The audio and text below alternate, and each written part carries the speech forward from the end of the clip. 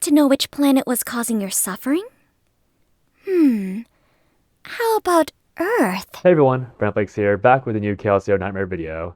For today's video, I want to cover Narja's trauma code and give a proper review. A few things out of the way. First of all, yes, this is a towel on my mic. It's a pop filter. Last few recordings got ruined by the popping, and hopefully it covers all that problem at the cost of some audio quality. Second, this format is parodying, or actually just me trying to be similar to like a actual book review YouTuber, just for the attempt at a new format and all that. So if all this is weird to you guys, just let me know and I'll adjust it to like a more normal yapping video in the future. But with that said, I'll be providing a spoiler-free review for Narja's trauma code, and then I'll be going into a much more thorough spoiler, very heavy spoiler version of it. And I did play it a few hours ago, so some of my details might be a bit muddled, and my notes were honestly not great. You can see the tiny little paper, so yeah. But with all that said, going into the actual spoiler-free review, Narja, if you don't know, is the newest character in Chaos Zero Nightmare, which is a gacha game. She is a character she's a woman rather, made from experiments. And so this is a trauma code that explores kind of the backstory of being an experiment and what that means for her growth and her overall, overview of life. So I guess just very vaguely speaking, this is, I don't know if this is like too much flame or if it's too much credit, but this game, I think the character stories give off very heavy woo-wah vibes, and I'm not saying that woo-wah like heavily parades this idea around. This is more of like my bias against woo-wah, but what I'm saying is that, or rather what I'm referring to is like woo-wah or Wuthering Waves tendency to utilize characters' backstories and how they've been hurt in the past, and utilizing that trauma to make the characters more appealing or more deep than you otherwise could have. And obviously that's not a bad thing against Wuwa or even Chaos Zero Nightmare. It's totally fine to have a character or a cast of characters with traumatic pasts, because trauma is something that builds character, especially in literary form. So, but just with that alone, like knowing that I was watching or playing this story out and I was just thinking like I was like kind of like Wuwa. Again, not a knocking against Wuwa. It's totally fine for these stories to be like that, especially since it is in the name, trauma code. But it's a pretty good execution of that trope. It's nothing groundbreaking, and to be honest, like I am the type of person, or I'm the type of gamer that thinks stories like Fire Emblem Engage were passable to fine. And I know a lot of people have much stricter passes on, or like much stricter ratings on stories and games. So if you're someone who did enjoy Fire Emblem Heroes, or you think that the standard for gacha games should be like Woo-Wah or Limited Company or FGO or Grim Fantasy, then you'll probably have a much lower opinion of Narja's trauma code than I will. But again, no, I think it's an interesting exploration of an experiment, given life and given a personality.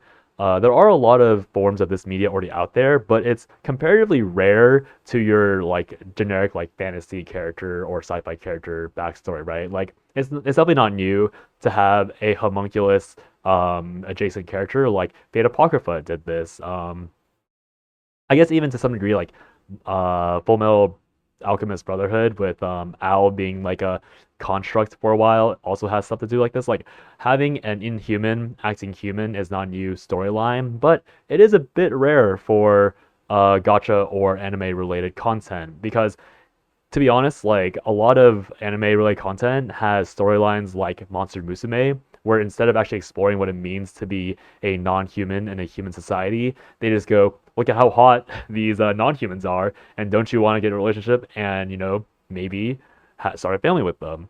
And so seeing a take on a monster girl being like a proper monster girl was really refreshing, especially since there is no like drive from the main character to like be a part of a relationship with them during their story. And that's important because I guess this is kind of a spoiler, but if you played Chaos Zero Nightmare, I guess just for some context on what trauma codes are, they're essentially character stories where you, the main character, explore your you like the characters that are available.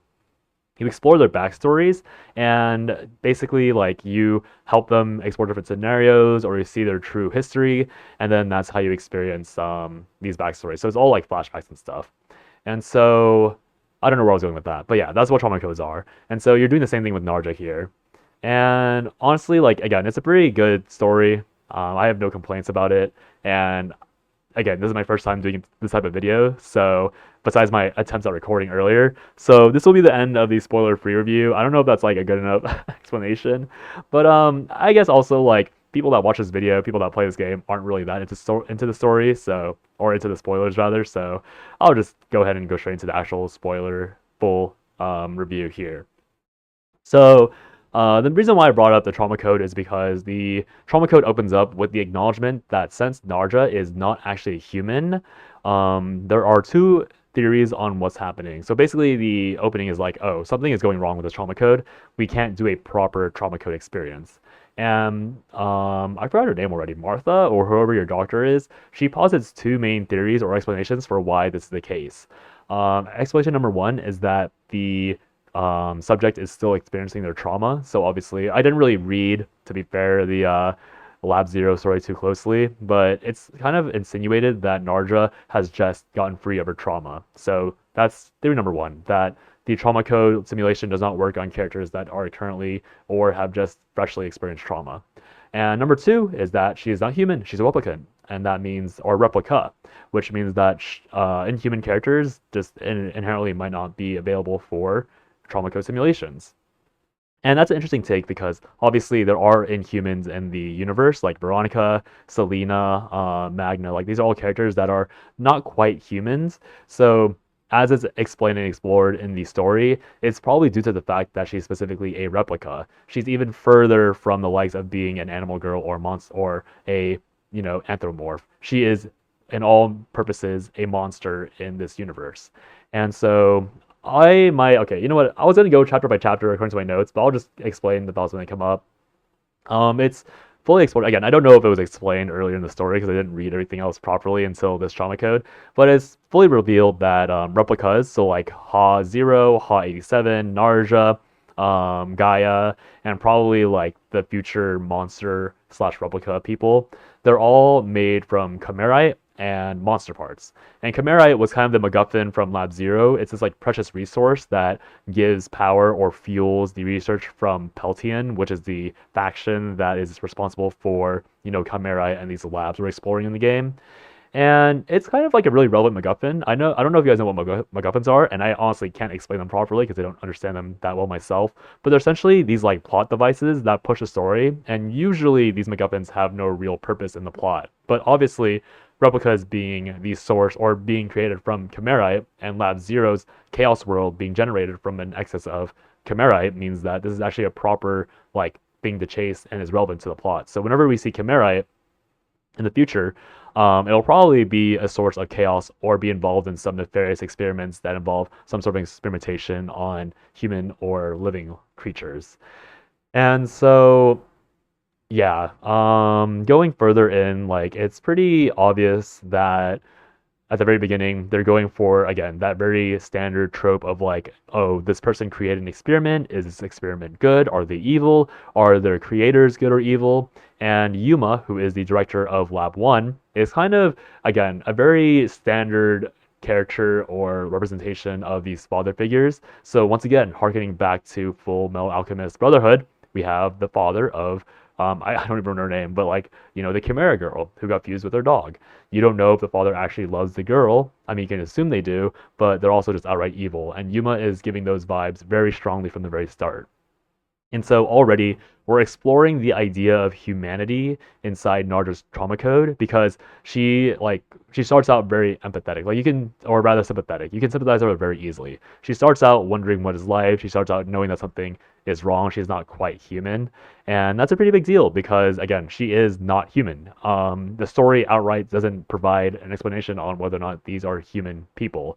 And I don't remember if Lab Zero suggested that these are people made from like orphans and monsters and Chimerite, but it's probably safe to assume that like there was a human at one point that had to be used as a template or a as a something for these replicas to exist.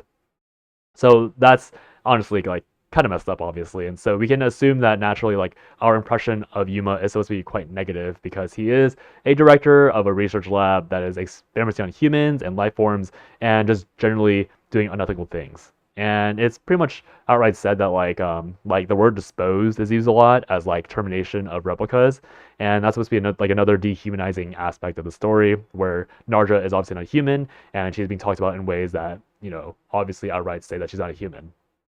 And going to chapter two, that was like a lot of chapter one stuff for the setup. But I'll try and go a bit faster from now on. So chapter two, I just said I wouldn't go sequentially. Here I am, whatever.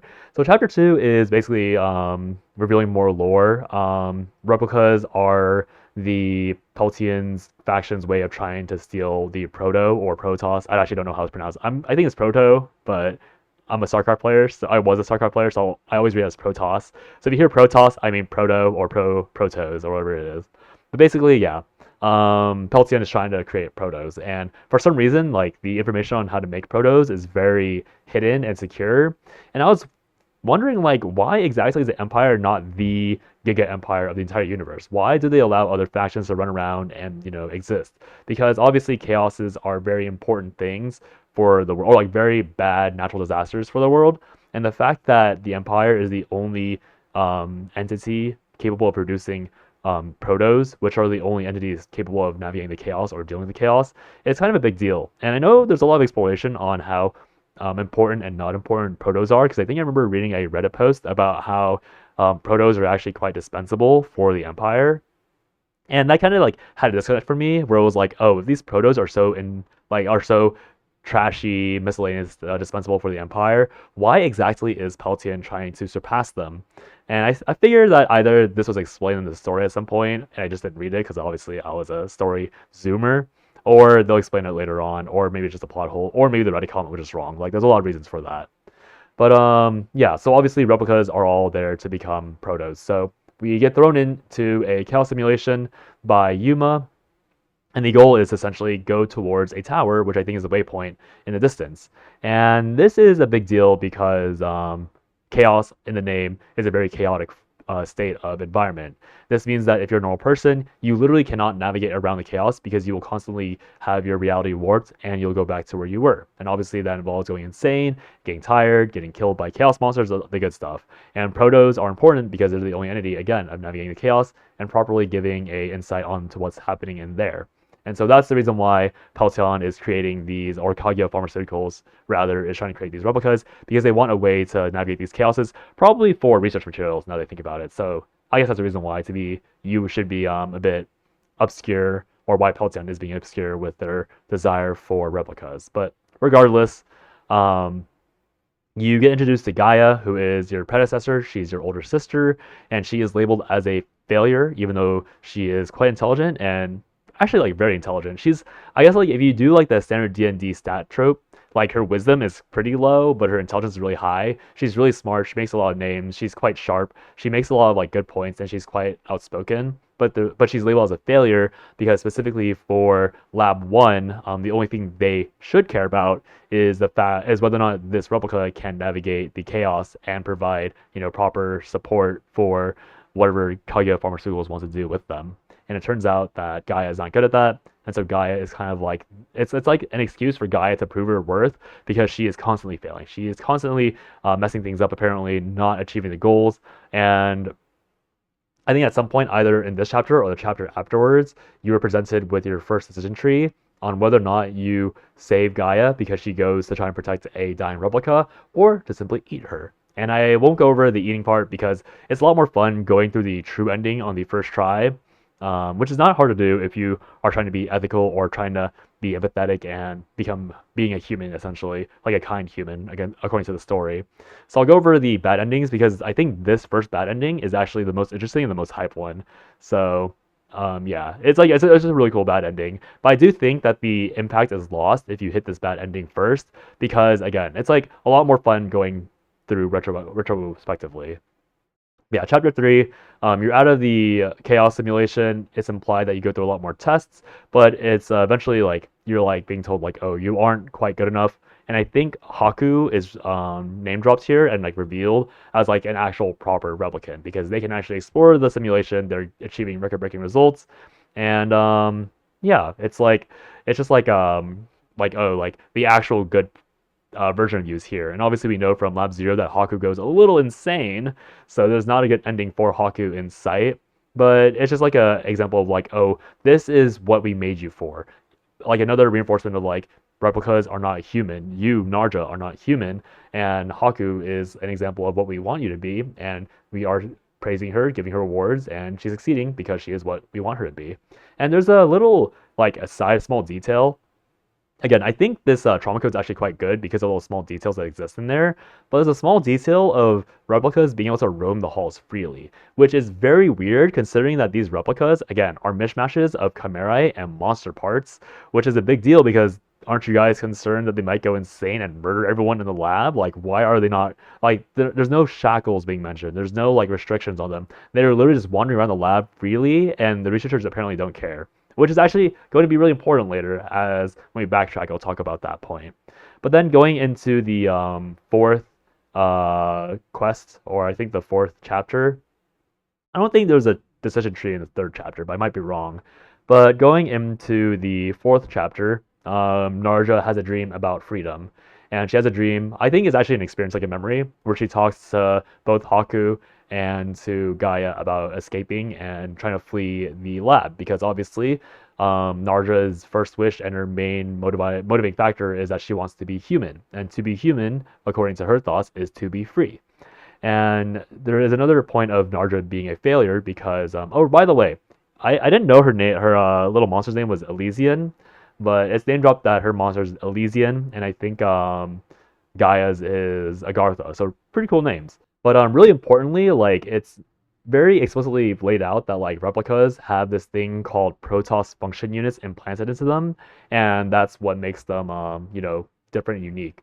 And it's weird because both Narja and Gaia have these little creatures floating around, but Haku doesn't. So I don't think it's confirmed. I don't know if it's like outright said at some point, but is the difference between a proper replica and an improper replica the fact that their PFU is truly inside of them? Because it's confusing because Yuma, like when you start the story, he's like, we have implanted a PFU in you.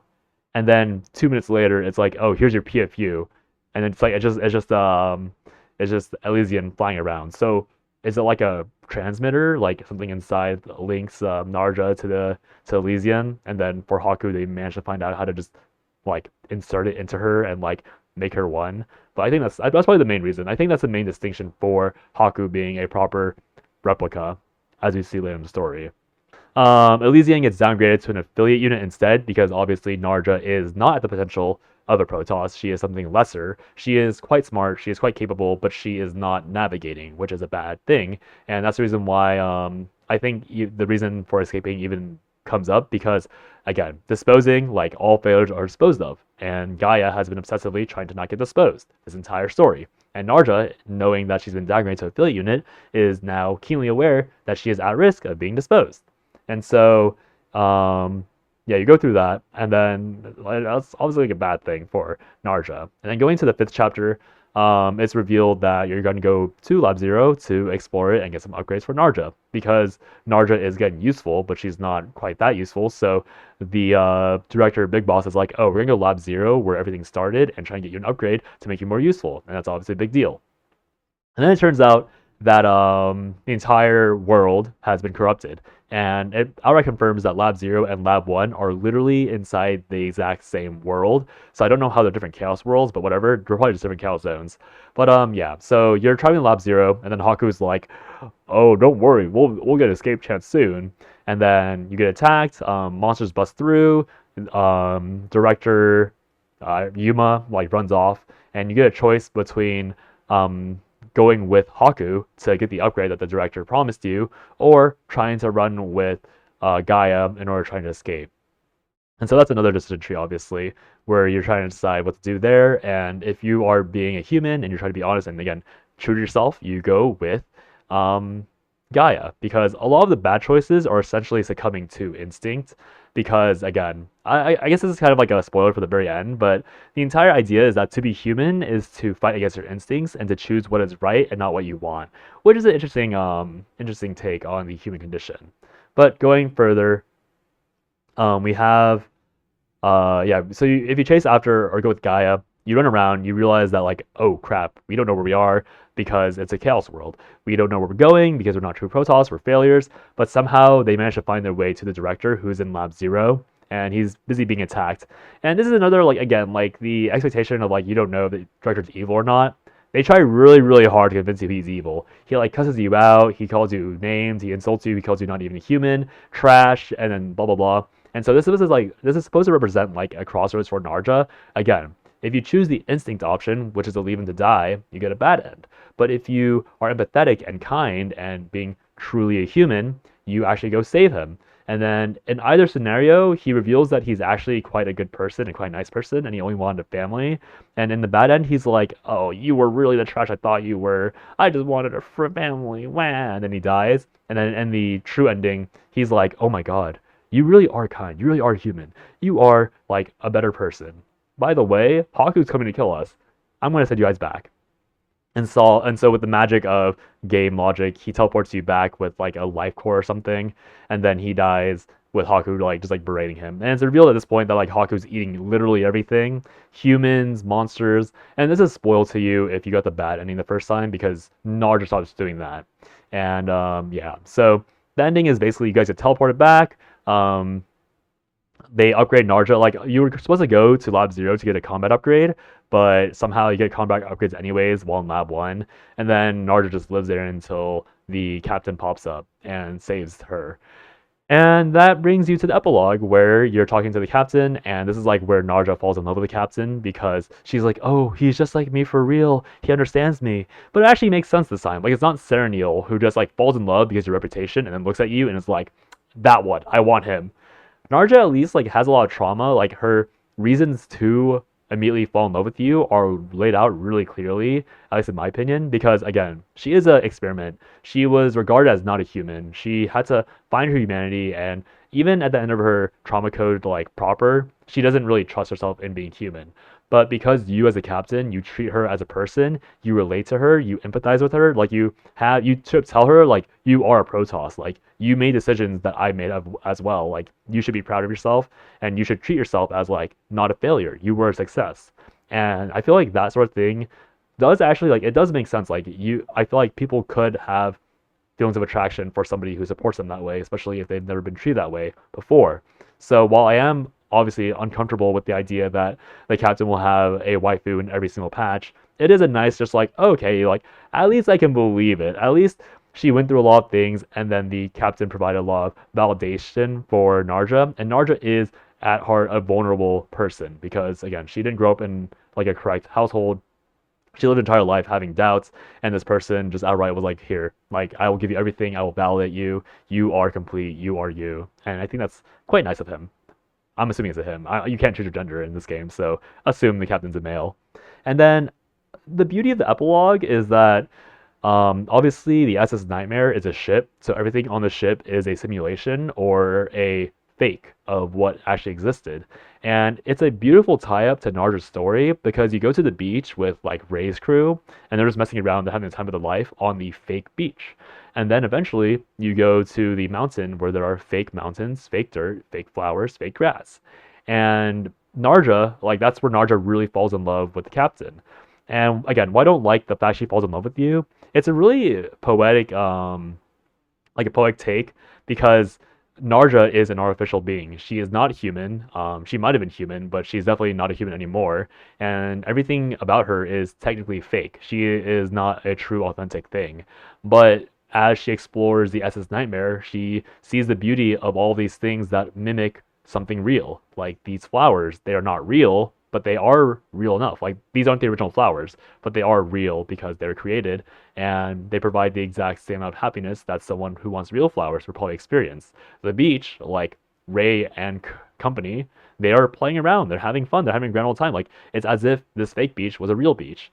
And I think that's a really important aspect for Narja because again, it just validates her as a living being and validates her experiences and reaffirming the fact that even though she is not a real thing or was not a true authentic living being, she does have value and she is, good for that. But yeah, I think in the end, like all these like traumatic stories, like it's really easy or it's really hard to mess these up if you have a somewhat competent writing team. And it's nice to see that Chaos Zero Nightmare has like a story where a lot of the backwards things can be tracked and there are actually a lot of small details that are extremely rewarding for you. So just going backwards, like in the final bad end, if you decide to leave the director, again, like you leave him to die, the game guilt trips you. This is by far the weakest bad ending. The game guilt trips you. You just like you get lost, you get mind broken, and you just die to the chaos monsters outside. Like whoop de doo. But then the one before that, where you decide to follow Haku or you decide to follow Gaia, if you follow Haku, she outright goes like, "Hey, you have a lot of potential. Like, if you had gone crazy like I did, you would have gone like you would have just popped off and become a true threat."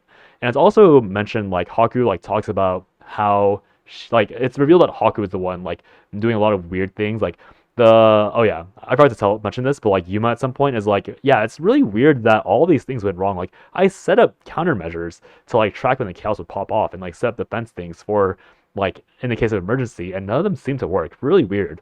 And then Haku outright goes like, obviously that was me. Like Haku, I was the one that destroyed everything. I was the one that messed everything up. I was the reason why you didn't know the chaos was coming in. And that goes back to my point earlier about how the replicas are just running around for free. Because if Yuma and the research team at Lab 1 were any more like inhuman and they didn't treat the replicas well, they would have avoided the problem of Haku going around causing trouble because Haku wouldn't have that freedom. If Lab 1, like their entire staff, was less generous and less kind towards the replicas, the entire story wouldn't have happened. Like Narja would have just died outright earlier. It's also revealed that like Yuma, like apparently Narja, since she was a failure, she should have been killed much sooner. Gaia would have also been disposed of much, much sooner, but due to the kindness of Lab 1, they got to live and experience a life. Even though it wasn't a good life, they still got to experience a life because these researchers were inherently kinder than the alternatives could have been. And then going even further back to the original bad end, like again, if you know the bad end, then or if you play this bad end first, then it would have been a lot less hype. But it was really cool, like going through all these bad ends like backwards, and then seeing Narja becoming a full kaiju giantess if she had fell into her instincts immediately. Because again, like Narja, as Haku said, Narja had the potential to be a monster. And it turns out, as we know through Haku, that when you eat other chaos monsters, you eat other beings, that mask is added into you, and you do absorb a portion of the powers of that. So Narja would have denied the existence of Haku to begin with. She would have consumed everyone in Lab 1, and she would have just become this like probably deity level character in the universe of Chaos Zero Nightmare. And it was just really cool seeing that. Like that was definitely by far the best part of the trauma code, where like all these small details, like you can actually put them all together and actually mean something. It's not like obviously they do say it outright in the story, but it's like small things that you notice and then you're rewarded for remembering or reading those details because you're like, oh, that does explain how this potential plot hole happened. This does explain how this plot thread unraveled. And I think it was actually a really well written story by the Chaos Zero Nightmare team. So I'm really impressed. If all of the other trauma codes are at this level, I'll be very happy and I'll probably continue producing these videos. I kind of doubt the MSQ will ever be at this point because I don't really expect the MSQs to ever reach that level of consistency and quality writing, but we'll see. It's nice knowing that the Chaos Zero Nightmare team is doing their best for writing, even knowing that their reputation is slightly shot from launch. But that'll be the video. Thanks guys for watching. If you have any comments and critiques for what I can do better, let me know. And yeah, I'll see you guys next time. Have a good day or night wherever you are, and I'll talk to you guys later. Bye-bye.